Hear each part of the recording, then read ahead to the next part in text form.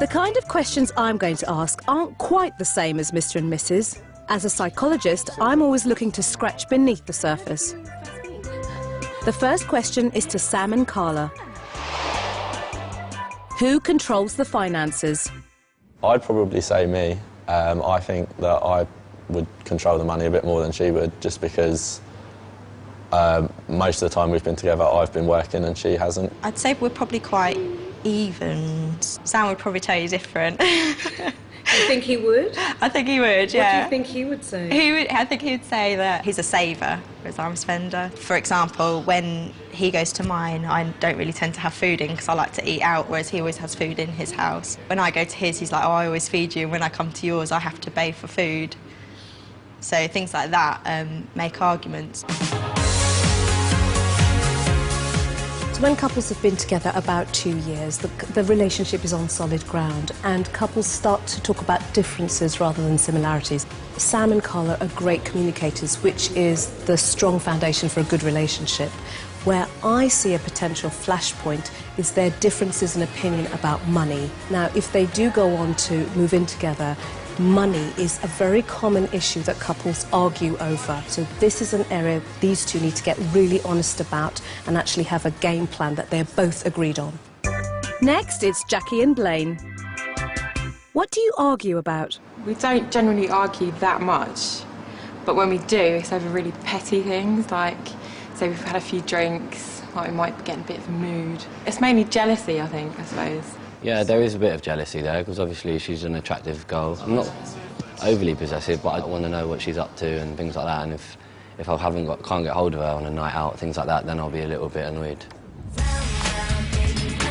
What concerns me is if they continue to deny that jealousy and trust issues exist, this will keep popping up like the elephant in the room. And actually, a good relationship is one where you confront difficulties head on and you say, I do feel this about what's going on, and I think we need to talk about it so that we can move forward.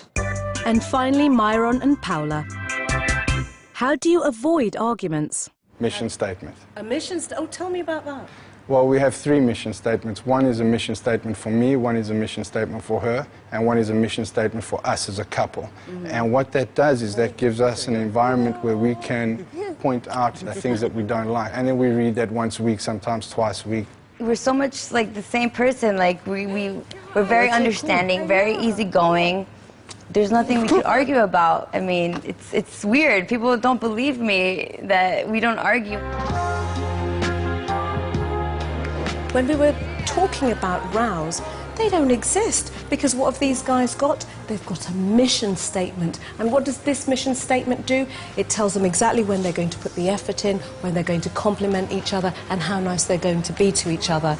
But for them, the flashpoint will occur when one of them decides that they want to grow and change and do something different that goes outside of their agreed mission statement. That's when you'll see real sparks fly. Some potential areas of conflict there for our 3 couples, but hopefully when they hit the storming stage, they'll have a better idea of those flashpoints. It can be hard to know how to deal with these problems, and so people often turn to celebrities as relationship role models. While some celebrity love stories end unhappily, others manage to settle into a long-term relationship despite media intrusion. One iconic couple has demonstrated this more than any other.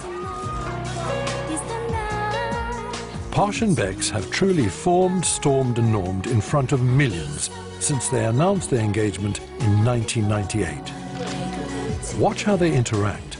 This is genuine, unchoreographed affection. Both are completely in tune with each other. You can see it in their body language. They are clearly smitten. 1 year later, and they're still perfectly in sync, moving as one and constantly touching each other. These are the halcyon days of love. By 2000, they are practically indistinguishable. Wearing matching outfits, they're saying, we're the same person. But by 2003, we can begin to see signs of trouble in Camp Beckham when David received an OBE at Buckingham Palace.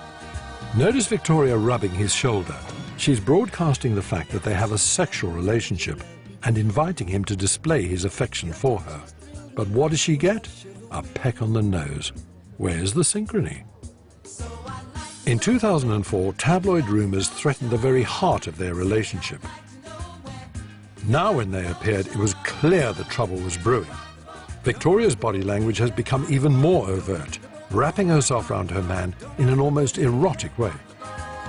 But David is not in sync and kisses her forehead using just the corner of his mouth.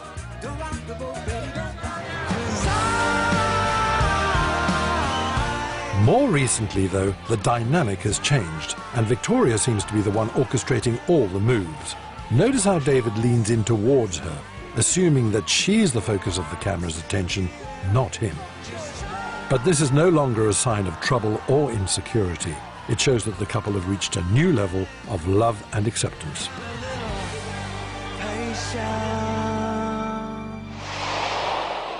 As the Beckhams demonstrate, it's the intoxicating forming stage of love that lasts only briefly.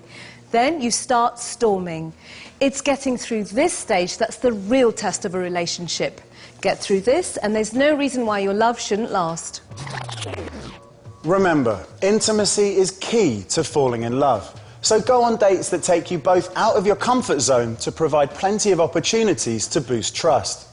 Regularly tell your partner the things you love about them, or quite simply stare into each other's eyes in silence. Be sensitive to your partner's needs. Think what works for them, not just for you. Try to be in sync with each other and don't rest on your laurels. Be attentive. Try to protect what you've got and also to cherish it.